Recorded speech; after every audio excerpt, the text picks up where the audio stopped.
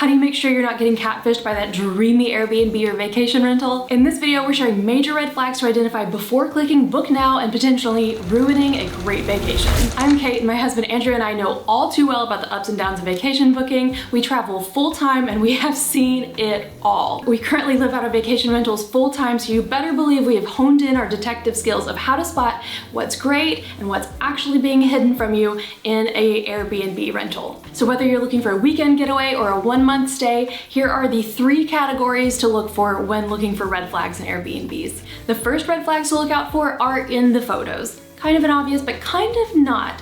First one we're gonna call is creative lighting. This is where you see candles or neon lights, dim romantic looking lightings.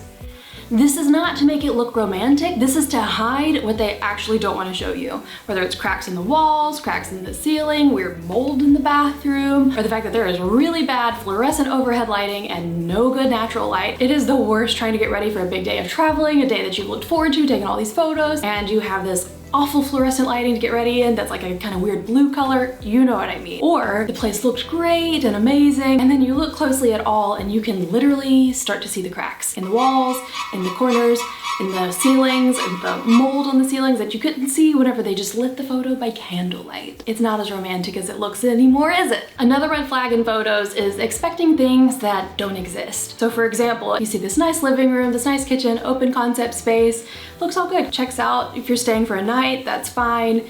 Any more than 2 nights, where's the couch? Unless you see a couch, it's not there. Unless you see a closed bedroom door, the bedroom's gonna be an open concept.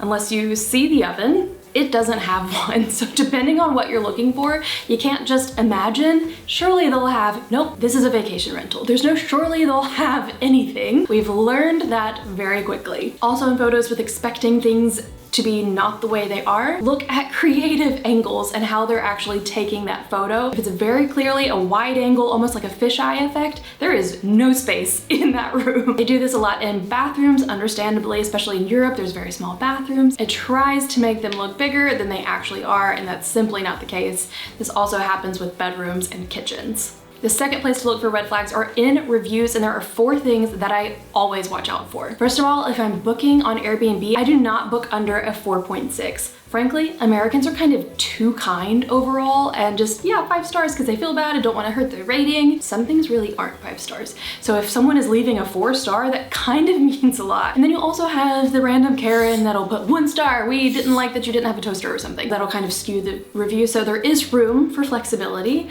but anything under a 4.6 on Airbnb is kind of like, let's read this really carefully. Not saying they're all bad, but you definitely need to do more research on those properties than you would on others. The same can be said across booking.com and Google reviews. Google reviews, I'll settle for a 4.1. Anytime we're going below a 4 is like, oh, hold on, let's look at this. And then on booking.com, anything below an 8.0 is also a little more questionable. It's funny that the ratings are a little bit different across the platforms, but this is what I found to be true overall. Within the reviews, you should search for some keywords every single time. Look for the words smell, mold, hot water, bed, and bugs.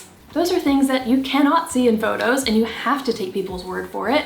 You can't see how the place smells. And if someone says the whole place smelled like cigarettes really bad, or mildew or mold, and then, or we could see mold in the shower, or there's bugs crawling through every crack in the door, or the bed is the worst bed I've ever slept on in my life, things that the bed might look fine, but it might be really, really bad. You have to read through other travelers' experiences before just booking blindly. Another red flag in reviews is whenever property doesn't have reviews for a long time. So look at the date that people have left the last review, and if it was from a year ago, 2 years ago, but is still available to be booked, red flag.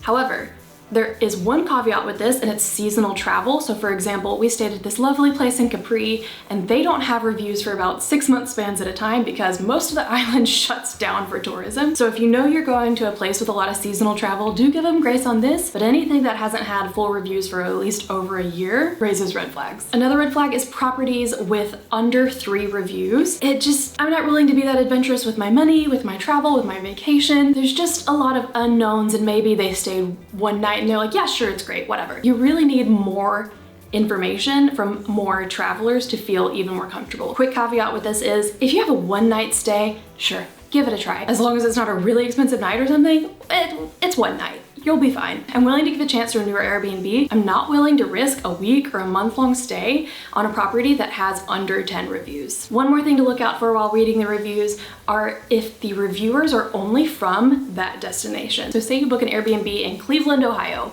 and the only 4 reviews are also people from Cleveland, Ohio.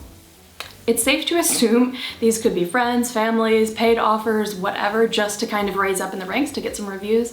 I'm not saying these are bad properties, but I will say I'm not gonna bank my stay on them. And the last place to look for red flags are in the listings. And there's 2 things that I really look out for here every single time. One, very short and simple, I will never book something with a 48-hour cancellation policy. Airbnb has so many of these, but imagine, for example, you're going to Mexico City 9 months from now, you found a great Airbnb to stay in for the week. Fantastic, you're booked, ready to go, but it's a 48-hour cancellation policy.